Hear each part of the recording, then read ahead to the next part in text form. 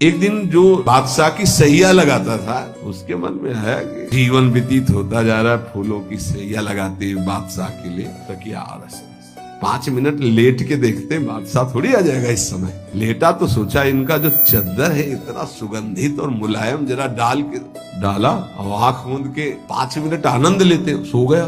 तो जो उनकी पत्नी थी वो भाग गई थी।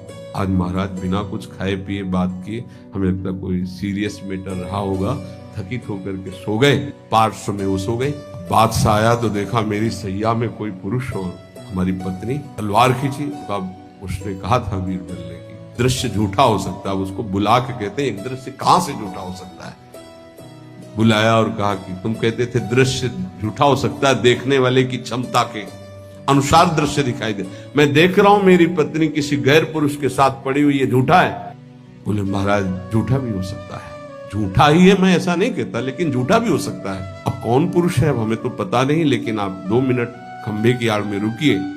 रानी को जी, बोले आप किसके साथ सो रहे? महाराज के साथ। बात नहीं की? बोले थके थे, सो रहे थे इसलिए जगह नहीं, पार्श्व में सो गए। ठीक है आप जाइए, हम महाराज को जगा के ला रहे हैं क्योंकि भोजन नहीं पाया इनको पवाना। हाँ, पर्दा हटाया तो वो फूल बिछा ले। वो तो घबरा रहा था एकदम, तो उनका मालिक जान बचा लो, मुझे ऐसा ऐसा आया इसलिए। तो किसके साथ? हमारे साथ तो कोई नहीं था। बादशाह पर्दे के आड़ में सो गए। चुपचाप भाग जा, अगर बादशाह जान गए तो भागा।